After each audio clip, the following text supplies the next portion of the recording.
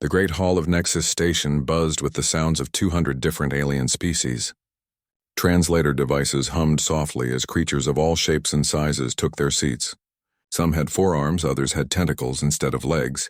Blue-skinned beings sat next to purple ones with glowing eyes. The air smelled of different alien perfumes and breathing gases. At the front of the hall, Speaker Vexthera called for order. She was tall and thin, with silver skin that sparkled under the lights. Her voice carried easily across the massive room. The 847th meeting of the Galactic Council will now begin, she announced. Her eyes swept across the filled seats until they landed on one empty spot. It was the same spot that had been empty for the past 50 years. The nameplate read Earth in simple letters. A few aliens chuckled and whispered to each other. The Corvin representative, a large creature with 4 eyes, shook his head. "Still no humans," he muttered to his neighbor. "What a surprise."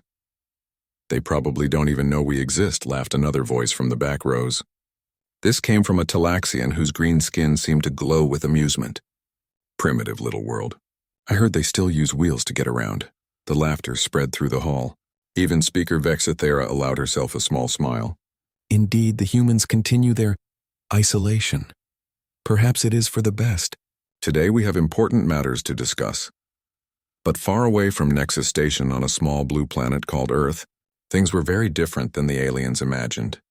Deep beneath the city of Sol, Captain Lee Daeho sat in front of dozens of screens. Each screen showed a different view of the Galactic Council meeting. His dark eyes watched carefully as the aliens laughed about his people. He had been doing this job for 10 years now, and the aliens still had no idea he was listening. Lee Daeho pressed a button on his desk. Across the room, a large screen came to life. On it appeared the face of Admiral Park Soo-jin, a woman with short black hair and sharp eyes. She wore the blue uniform of Earth Defense Force. "Captain Lee," Admiral Park said. "What are they talking about today?" "The usual topics, Admiral," Lee Daeho replied. "Trade routes, border disputes, and mining rights. Oh, and they made their usual jokes about us being primitive." Admiral Park's face showed no emotion, but Lee Daeho knew her well enough to see the tiny muscle that moved in her jaw. She was not happy. "Any mention of our solar system?" she asked. "Not yet, but I expect it will come up. The hegemony has been asking questions about unclaimed territories again." The Admiral nodded. "Keep watching. Report anything important immediately." The screen went dark and Lee Daeho turned back to his monitors. On the main screen, he could see that the Council had moved on to discussing trade problems between 2 species he had never heard of before. It was boring, but he had learned long ago that even boring information could be important. Meanwhile, in another part of the underground facility, Dr. Kim Tae-wan was working late again. His office was filled with books, papers, and computer files about every known alien species. Kim Tae-wan was Earth's top expert on alien cultures and technology. He knew more about the galaxy than most aliens knew about their own neighbors. His computer beeped softly. A new message had arrived from one of Earth's hidden observation posts. Kim Tae-wan opened it and frowned. The message was from a listening station near the planet Xerion. It was just 3 words: "Hegemony fleet moving." Kim Tae-wan quickly opened another file and started typing. The Hegemony was a group of military-focused alien species that liked to take over other worlds. They had been quiet for the past 2 years, but now it seemed they were active again. He picked up his phone and called Admiral Park Soo-jin. "Admiral, we have movement from the Hegemony. One of their fleets just left Xerion space and is heading toward the Outer Rim." "Which direction?" Admiral Park asked. "Unknown yet, but given their recent questions about unclaimed systems, they might be coming our way," Admiral Park finished. "Thank you, Doctor. Keep monitoring." Back at the Galactic Council meeting, the discussion had turned to exactly what Kim Tae-wan had feared. A Hegemony representative, a large creature with thick gray skin and small red eyes, had stood up to speak.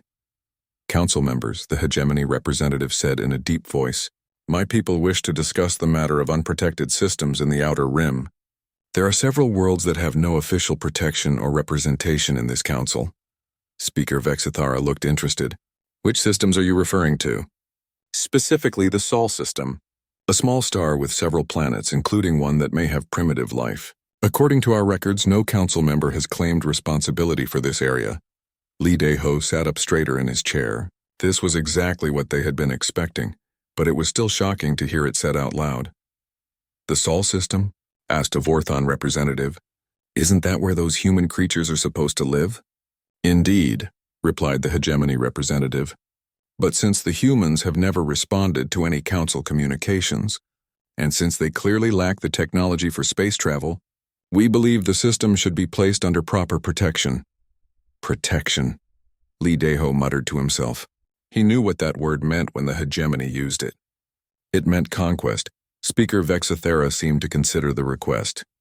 "This is an interesting proposal. What kind of protection are you offering?" "A standard protectorate arrangement. We would station a small fleet in the system to ensure no hostile forces threaten the primitive inhabitants. In return, we would have access to any useful resources in the system," the council murmured with approval. To them, it sounded like a reasonable arrangement. A powerful species protecting a weak one in exchange for some mining rights. It happened all the time in the galaxy. "Any objections?" Speaker Vexthara asked the assembled representatives. The hall was quiet. No one objected to giving away a system that belonged to people who had never even attended a council meeting. "Very well," Speaker Vexathara said. "The hegemony may proceed with establishing a protectorate over the Sol system. Please submit your detailed plans within one standard galactic month." Lee Daeho immediately pressed another button on his desk. This time, red lights began flashing throughout the underground facility. Within minutes, Admiral Park Sujin's face appeared on his screen again. "Admiral, they've done it. The Council just approved a hegemony protectorate over our solar system." Admiral Park was quiet for a long moment. Then she asked, "How long do we have?" "1 month to prepare, but they could send scouts any time." "Understood. Captain Lee, begin Phase 1 of the Revelation Protocol. It's time to let our neighbors know that Earth is not as helpless as they think." "Yes, Admiral. Should I continue monitoring the Council meeting?" Admiral Park smiled, and for the first time in years, it was not a pleasant smile. "Yes, Captain.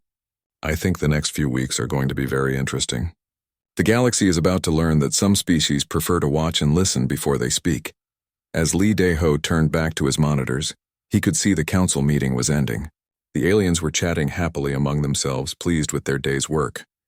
None of them had any idea that their primitive new neighbors had been watching their every move for 50 years, and none of them knew that Earth had been preparing for this exact moment since the first day they learned about the Galactic Council. The galaxy was about to get a very big surprise. 3 weeks after the Galactic Council meeting, 50 hegemony warships moved through space toward Earth's solar system. The ships were massive, each one bigger than a city block. Their gray metal hulls were covered with weapon systems and armor plating. To the hegemony, this was a small force for a simple job. Commander Grixtar stood on the bridge of the lead ship, looking out at the stars ahead. He was typical of his species, tall, heavy, with thick gray skin and small red eyes. His uniform was covered with medals from previous conquests. "How much longer until we reach the primitive system?" he asked his navigation officer. 2 days, Commander. Our scouts report no resistance in the area. The system appears completely undefended. Grixtar nodded with satisfaction. This would be an easy assignment.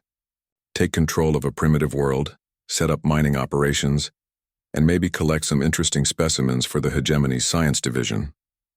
The humans probably did not even know that space travel was possible. "Prepare a standard compliance message," he ordered. "We will broadcast it when we reach their star system." But while the hegemony fleet moved closer to Earth, things were very busy in the underground command centers beneath Sol. Admiral Park Soo-jin stood in the main control room, surrounded by dozens of officers and technicians. Large screens showed the movement of the approaching alien fleet. "Current distance?" she asked. 18 hours out, Admiral," replied Commander Choi Min-ho. He was younger than Admiral Park, with neat black hair and the calm expression of someone who had trained for this moment his entire life. "They're moving exactly as predicted." At another console, Lieutenant Colonel Yoon Ji-woo was working with her tactical team. She was a small woman with quick movements and even quicker thinking. Her job was to analyze enemy movements and plan responses. "Admiral," she called out, "their formation is standard hegemony intimidation pattern. They expect no resistance, so they're not being careful about their approach." Admiral Park smiled. "Good. Let them keep thinking we're helpless. How are our deep space platforms?" "All systems ready, Admiral. They still have no idea we're watching them." High above Earth, hidden throughout the solar system, were dozens of human observation posts and defense platforms. They had been built slowly over 30 years, using technology that made them invisible to alien sensors. The approaching hegemony fleet was being tracked by sensors they could not detect and watched by humans they did not know existed. General Han Woo-seok joined Admiral Park at the main display screen. He was responsible for planetary defense and had been preparing for this day since he was a young soldier. "The lunar bases are ready," he reported. "Mars Command is standing by. All outer system platforms are powered up and waiting for your orders." "And our friends around Jupiter?" Admiral Park asked. "Eager to introduce themselves to our visitors," General Han replied with a grin. The truth was that humans had been building in space for decades, not just small satellites or simple space stations, but massive installations hidden throughout their solar system. Earth had shipyards near Jupiter, research stations around Saturn, and defense platforms that could appear anywhere they were needed. But the galaxy did not know any of this. As far as the aliens were concerned, humans were still stuck on their planet, using primitive rockets to barely reach their own moon. As the hegemony fleet entered the outer edge of Earth's solar system, Commander Grixter ordered his communications officer to begin broadcasting. "Attention, primitive inhabitants of the third planet from your star," the message began. "This is Commander Grixter of the Hegemony Protection Fleet. Your system has been placed under our protection by order of the Galactic Council. Prepare for compliance inspection. Any resistance will be met with appropriate force." The message repeated in several different languages, though the hegemony had no idea if the humans could understand any of them. On Earth, the message was received clearly. Captain Lee Daeho, still monitoring from his underground station, immediately forwarded it to Admiral Park. "They're demanding we prepare for compliance inspection," he reported. Admiral Park read the message and shook her head. How thoughtful of them to announce their intentions. "General Han, I think it's time to show our guests that Earth is not quite as defenseless as they believe." General Han nodded and moved to his command station. Around him, dozens of officers prepared to execute plans they had practiced hundreds of times. "All stations, this is Planetary Defense Command. Execute Operation Welcome Wagon." Across the solar system, things began to change. Near Jupiter, what had appeared to be empty space suddenly filled with human ships and stations. Massive defense platforms materialized as their cloaking systems shut down. Near Mars, hidden installations became visible for the first time in decades. The hegemony fleet, still moving toward Earth, suddenly found themselves surrounded by technology they had never seen before. "Commander," shouted the hegemony sensor officer, "we're detecting massive energy signatures throughout the system. There are installations everywhere." Commander Grixtar rushed to the sensor station. The display showed dozens of human structures that had not been there moments before. "That's impossible," he growled. "Our intelligence said this system was empty except for the primitive planet." "Sir, we're receiving a new transmission. It's coming from the planet." On the main screen, a human face appeared. It was Admiral Park Soo-jin, speaking from her command center deep beneath Seoul. "Commander Grixtar," she said calmly. "Welcome to the Sol system. I am Admiral Park Soo-jin of the Earth Defense Force. I believe there has been a misunderstanding." Grixtar stared at the screen. The human was speaking perfect galactic standard, the language used by all spacefaring species. That should have been impossible for a primitive creature. "You will surrender immediately," he demanded. "This system is now under hegemony protection." Admiral Park's expression did not change. "I'm afraid that won't be possible, Commander. You see, this system is already well protected. By us." As she spoke, human ships began appearing around the hegemony fleet. They were sleek and fast, clearly designed by minds that understood advanced technology. More importantly, there were a lot of them. Lieutenant Colonel Yoon Ji-woo, monitoring from her tactical station, provided Admiral Park with real-time updates through her earpiece. 50 hegemony ships, she reported quietly. 200 of ours now visible, with more still cloaked.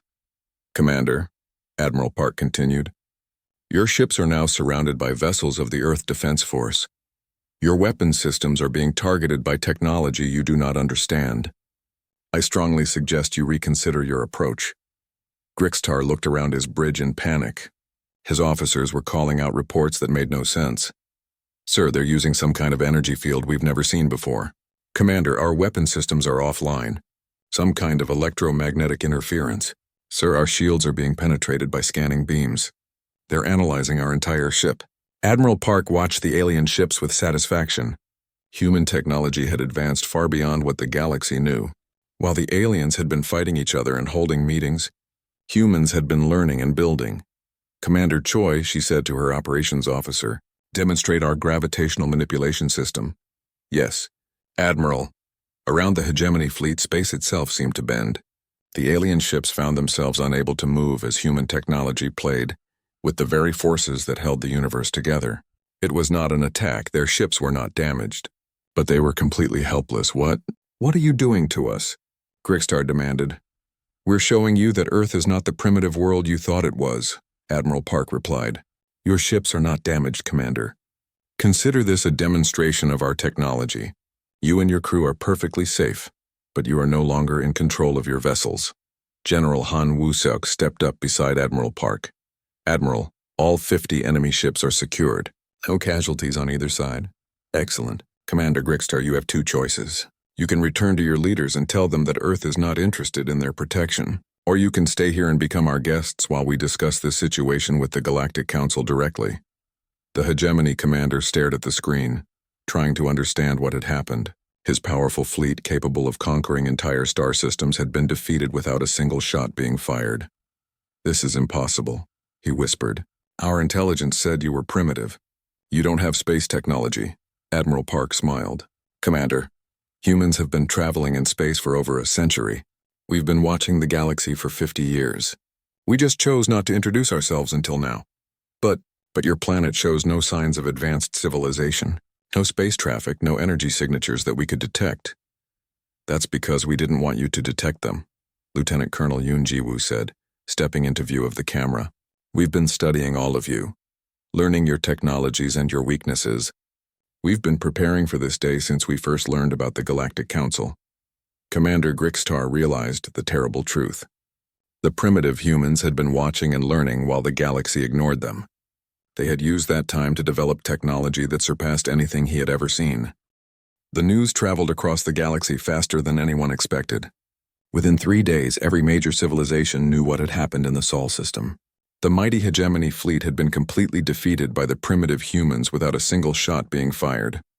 At Nexus Station, the Galactic Council was in chaos. Emergency meetings were called. Representatives demanded explanations. Speaker Vexithara found herself facing the biggest crisis in Council history. Order, order, she called out. But the Great Hall was filled with angry voices in dozens of different languages. The hegemony representative stood at his speaking platform, his gray face darker than usual with embarrassment. The reports are accurate, he admitted to the assembled council. Our fleet encountered advanced human technology that we could not counter. Advanced? Shouted a Talaxian representative. You told us they were primitive. You said they used wheels. Our intelligence was... The hegemony representative paused. Incomplete. In the back rows, several smaller species began to whisper nervously among themselves. If the humans could defeat the hegemony so easily, what did that mean for the rest of the galaxy? Speaker Vexithara finally managed to restore some order to the meeting. We need to understand exactly what happened. Commander Grigstar, please provide your full report. The hegemony commander appeared on the main viewing screen, transmitted from his flagship. His red eyes looked tired and confused. Speaker Vexithara, members of the council, he began formally. We entered the Sol system expecting to encounter a primitive civilization. Instead, we found ourselves facing technology that appears to be decades ahead of our own. The hall fell silent as Grigstar continued his report. The humans have installations throughout their star system that were completely invisible to our sensors until they chose to reveal themselves. Their ships appeared and disappeared at will. They controlled our vessels using some form of gravitational manipulation that our scientists cannot explain. A Vorthon representative raised one of his 4 arms. Did they threaten you? Did they demand tribute? No, Grigstar replied slowly. They simply demonstrated their power and asked us to leave. They caused no permanent damage to our ships or crew. This statement caused another wave of discussion throughout the hall. Species that conquered others always demanded something in return, but the humans had simply sent the hegemony away. Meanwhile, on Earth, President Lee So-young was meeting with her top military and scientific advisors. The president was a woman in her 50s with silver-streaked hair and the calm demeanor of someone who had spent years in politics. But today, even she seemed nervous about what Earth was about to do. "Admiral Park," she said, "are we really ready for this? Once we make official contact with the Galactic Council, there's no going back." Admiral Park Soo-jin nodded confidently. "Madam President, we've been preparing for 50 years. Our technology is superior to anything they have. Our intelligence network knows more about galactic politics than most council members know about their own governments." Dr. Kim Tae-won spoke up from his seat at the conference table. "The psychological profiles we've developed suggest that most species will react with curiosity rather than hostility. They're more afraid of us now than angry." "And our representative?" President Lee asked. "Captain Song Ye-jin is ready," Admiral Park replied. "She's our best diplomat and she understands alien psychology better than anyone." Captain Song Ye-jin sat quietly at the far end of the table. She was a former military officer who had spent 10 years studying galactic cultures and languages. Her job would be to walk into the council chambers and speak for all of humanity. "Captain Song," President Lee said, "are you prepared for what's waiting for you out there?" Captain Song nodded calmly. "Madam President, I've been studying these species for years. I know their customs, their fears, and their motivations. They're going to be shocked, but they're also going to be very curious about us." "Then it's decided," President Lee announced. "We make official first contact with the Galactic Council. Captain Song, you have full authority to represent Earth." Back at Nexus Station, the emergency council session was still in progress when something unexpected happened. A new ship appeared near the station's docking bays. It was unlike anything the aliens had ever seen, sleek, elegant, and clearly built using advanced technology. The station's docking control officer, a nervous Corvin named Zetlik, stared at his screens in confusion. "Unknown vessel," he transmitted. "Please identify yourself and state your business." The reply came immediately in perfect galactic standard. "This is Captain Song Ye-jin of the Earth Diplomatic Corps, requesting permission to address the Galactic Council." Zetlik nearly fell out of his chair. Did you say Earth?" "Affirmative. I am here as the official representative of humanity." Within minutes, news of the human ship's arrival had spread throughout Nexus Station. Council members rushed from their emergency meeting to see the alien vessel with their own eyes. Speaker Vex Ithara received the news while still trying to manage the chaos in the council chambers. A human ship. An actual human representative. After 50 years of empty seats and ignored communications, the mysterious species had finally come to them. "Bring her to the council chambers immediately," Vex Ithara ordered. Captain Song Ye-jin walked through the corridors of Nexus Station with calm confidence. She had studied every species she encountered, knew their body language and cultural signs. The aliens stared at her with mixtures of curiosity and fear. When she entered the Great Council Hall, 200 alien representatives fell silent. This human looked nothing like the primitive creature they had imagined. She wore a uniform that was clearly made from advanced materials, and she moved with the confidence of someone representing a powerful civilization. Captain Song walked to the center of the hall and bowed politely in the manner that she knew would be respected by most species. "Present, Honorable Speaker Vex Ithara, respected members of the Galactic Council," she began. "I am Captain Song Ye-jin, and I bring greetings from the people of Earth." Speaker Vex Ithara found her voice after a moment of shock.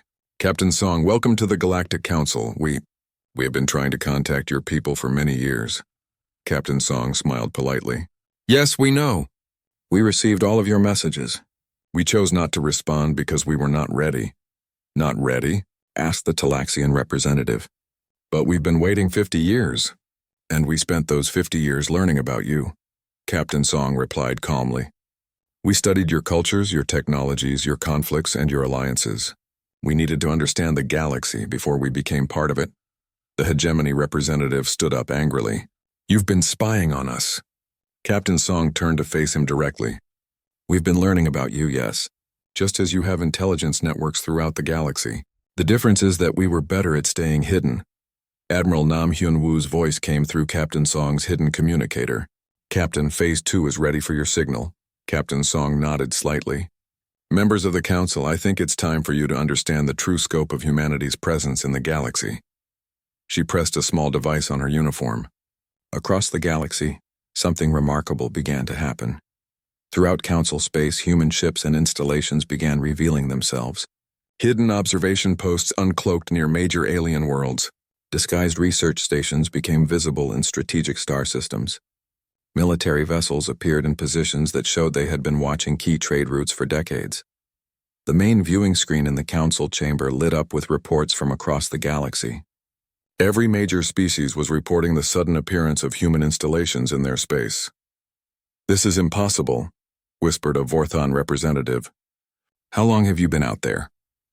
"We've been among you for 47 years, Captain Song replied. "We've attended your meetings as invisible observers. We've studied your wars and your peace treaties. We've watched your technological development and learned from your mistakes." The revelation was stunning. While the galaxy had dismissed Earth as a primitive backwater, humans had been quietly building the most extensive intelligence network in galactic history. "Why?" Speaker Vexithara asked. "Why hide for so long?" Captain Song's expression became serious.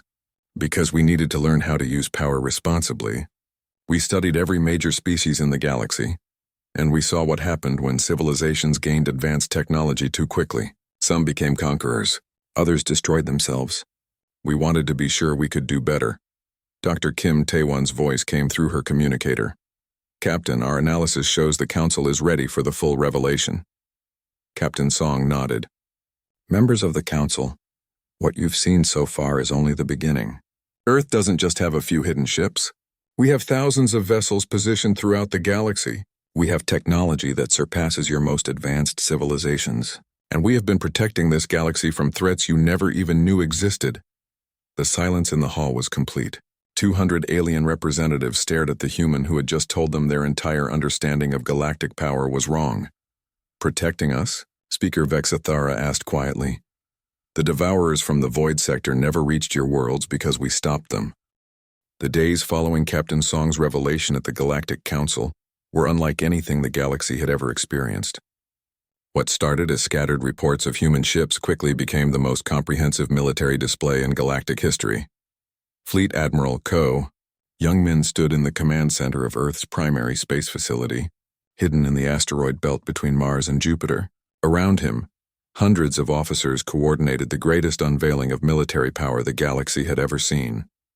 "Admiral," reported his communications officer, "all fleet commanders are standing by for your orders." Fleet Admiral Ko was a tall man with gray hair and eyes that had seen decades of careful planning finally come to fruition.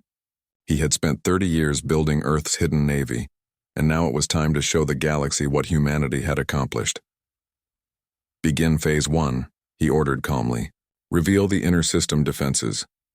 Across Earth's solar system, defensive installations that had been hidden for decades began dropping their cloaking fields. The aliens who had been monitoring the system since the hegemony incident watched in amazement as hundreds of defensive platforms became visible. Near Luna, massive weapon systems appeared in orbit around Earth's moon. Around Mars, shipyards the size of cities revealed themselves, showing that humans had been building spacecraft on an industrial scale. Between Jupiter and Saturn, entire fleets of warships materialized from what had appeared to be empty space. But this was just the beginning. Phase 2, Fleet Admiral Ko announced. "Reveal the deep space positions." Throughout the galaxy, human forces began showing themselves in star systems that were hundreds of light years from Earth.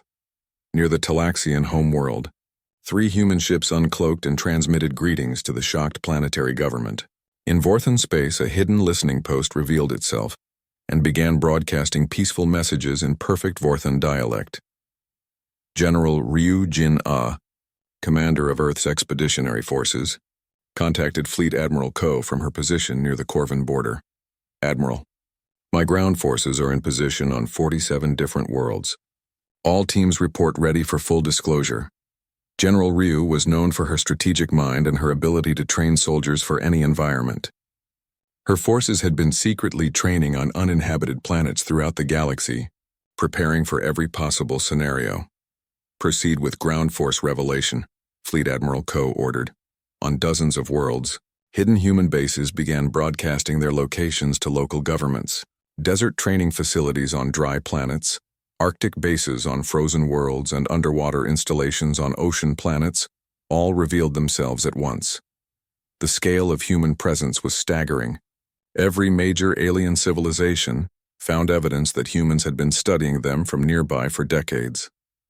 Dr. Shinbo Ram, Earth's chief technology officer, monitored the galaxy's reaction from her laboratory deep beneath the Pacific Ocean.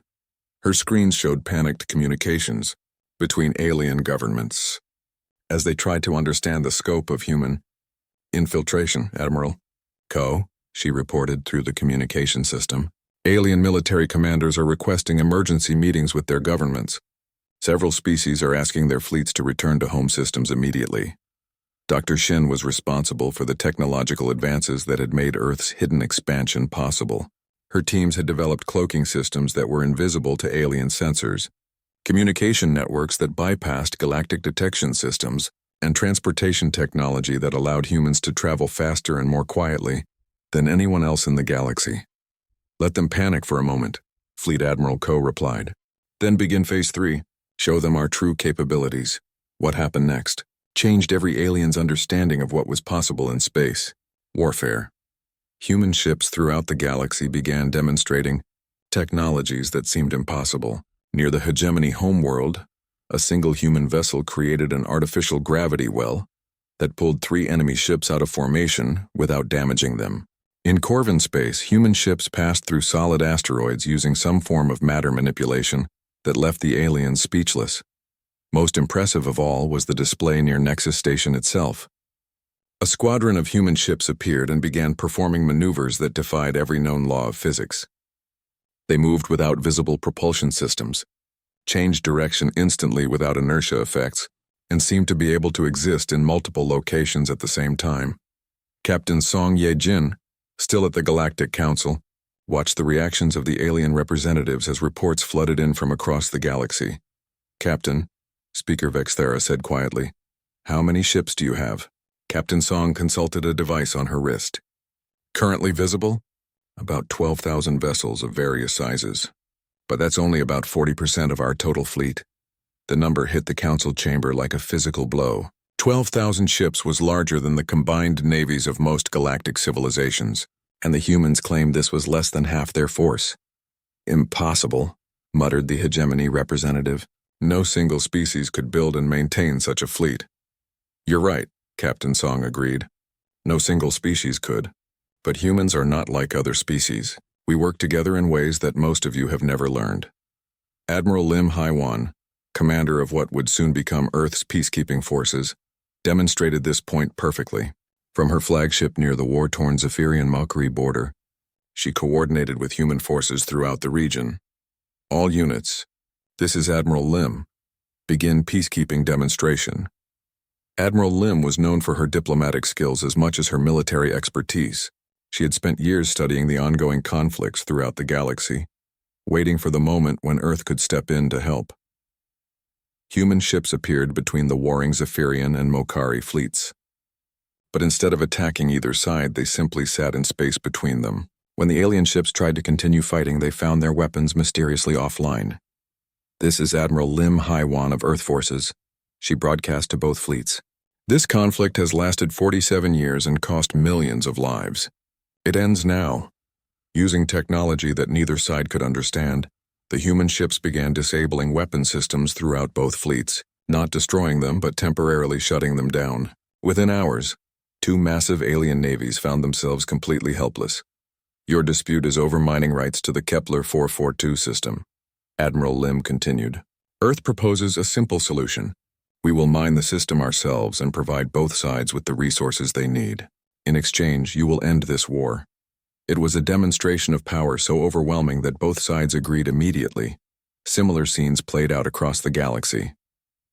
Wherever there was conflict, human ships appeared and simply ended it through superior technology and careful diplomacy.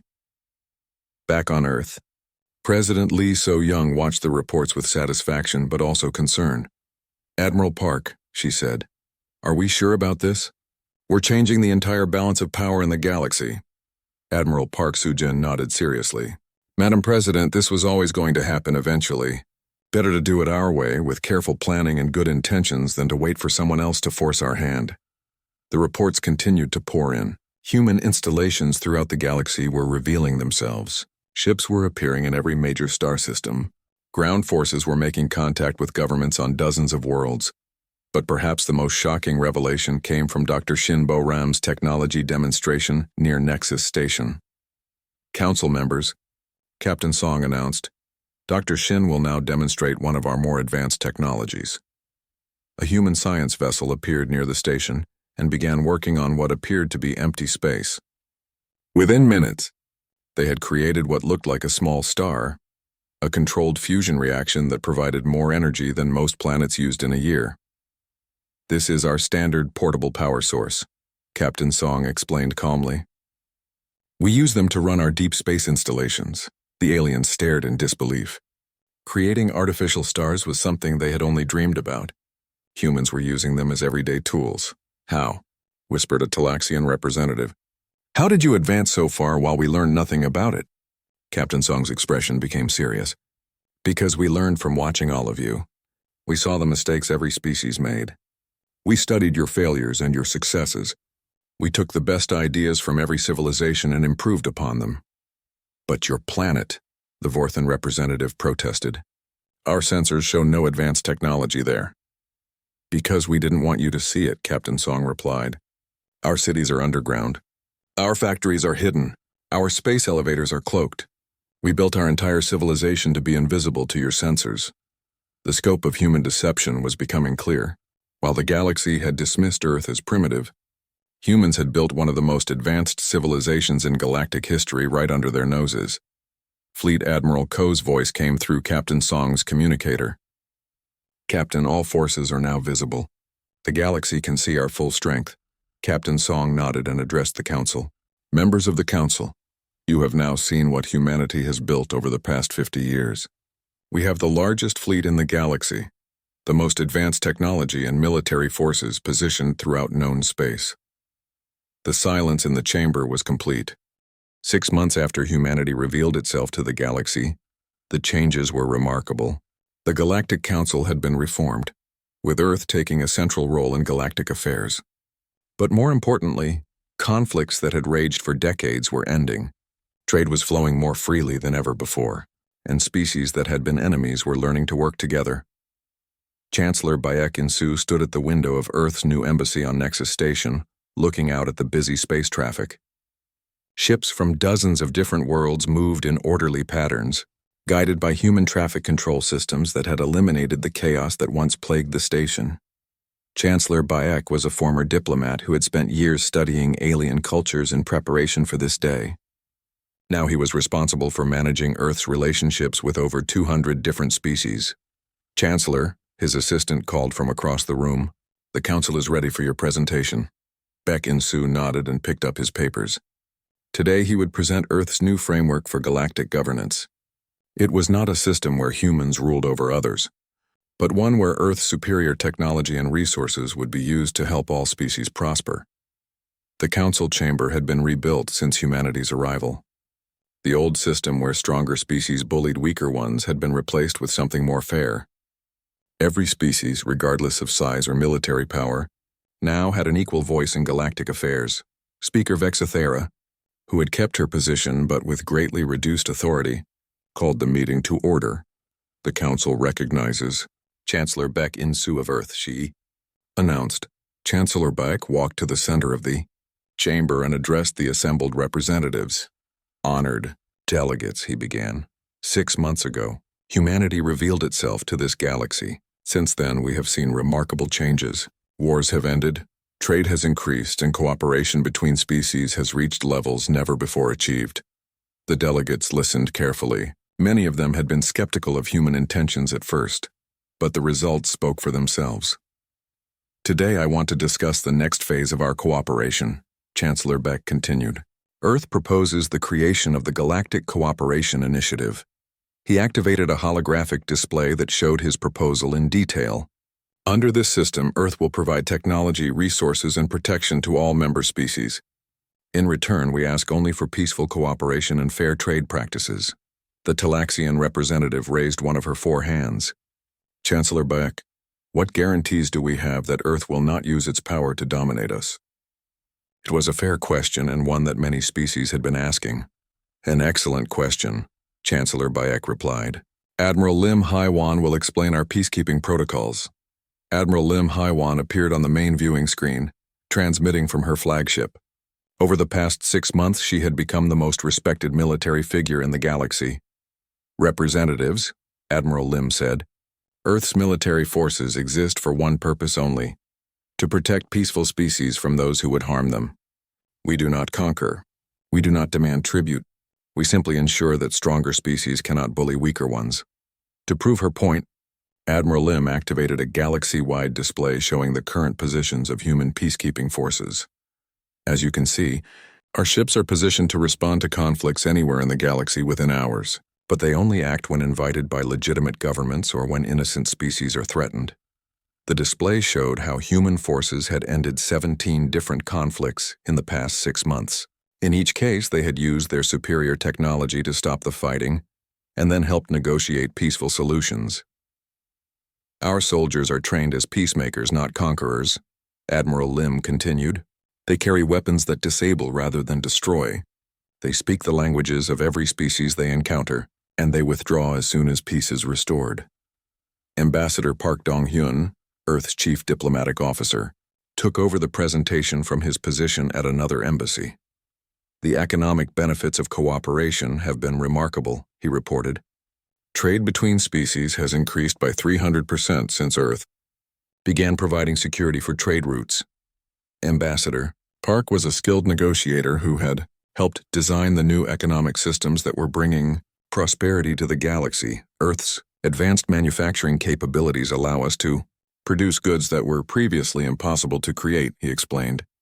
We share these technologies freely with species that demonstrate peaceful intentions. The results were visible throughout the galaxy. Planets that had struggled with energy shortages now had access to human fusion technology. Species that had been isolated by dangerous space routes now enjoyed safe passage protected by human fleets. Medical advances developed by human scientists were being shared with civilizations throughout the galaxy, but perhaps the most important change was in the attitudes of the various species toward each other.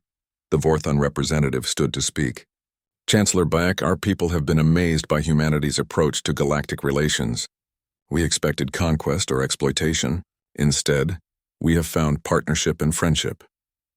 Similar statements came from representatives throughout the chamber. The Kelvins spoke of how human mediation had ended their border dispute with the Naxians.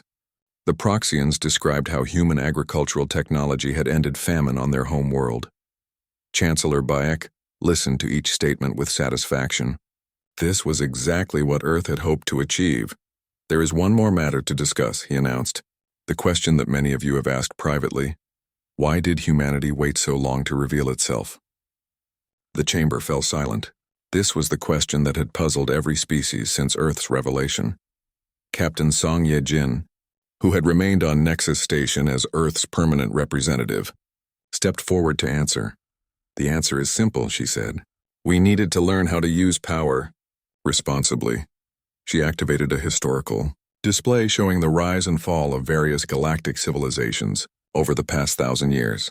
Every species that has gained advanced technology quickly has made the same mistakes. They either became conquerors who oppressed others, or they destroyed themselves through internal conflicts. We studied all of these examples. The display showed the hegemony's expansion through conquest, the Zephyrian civil wars, and the collapse of the ancient Meklar Empire. We spent 50 years learning from your successes and your failures, Captain Song continued.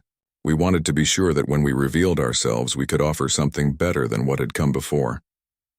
A Corvin representative asked, but how did you resist the temptation to use your power earlier? When you saw injustices and conflicts, how did you stay hidden? Captain Song's expression became serious.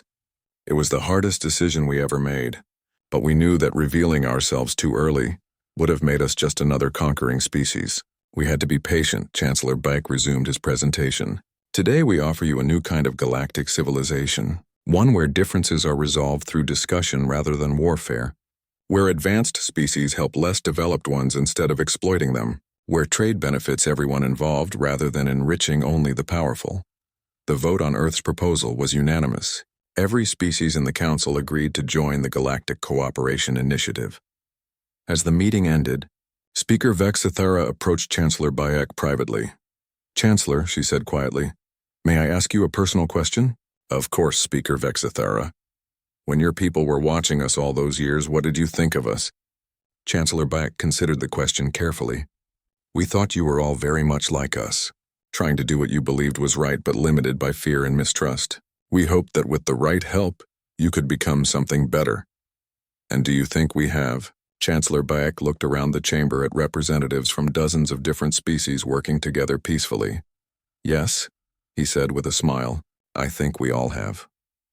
Later that day, Chancellor Bayek stood again at his office window watching the space traffic around Nexus Station. But now the view was different. Ships from Earth worked alongside vessels from every major civilization, coordinating their movements and sharing resources. His communication device chimed with a message from Admiral Park Soo-jin on Earth. "Chancellor, how did the vote go?" "Unanimous approval, Admiral. The Galactic Cooperation Initiative is now official." "Excellent. Any problems we should be aware of?" Chancellor Beck thought for a moment. "Just one. The Talaxians want to know if we can help them develop faster-than-light communication technology. Apparently, they're tired of waiting weeks for messages to reach their outer colonies." Admiral Park laughed. "Tell them we'll have a team there next month." "Anything else?" "The usual requests. The Vorlons want agricultural assistance, the Naxians need help with their energy grid, and about half the galaxy wants to establish student exchange programs with Earth universities." "Good problems to have," Admiral Park replied. 60 years ago, we were alone in the universe. Now we're part of the largest peaceful alliance in galactic history." Chancellor Bayek smiled as he watched a human transport ship dock with the station, carrying supplies and technologies that would improve life for species throughout the galaxy. "Admiral," he said, "I think our long wait was worth it."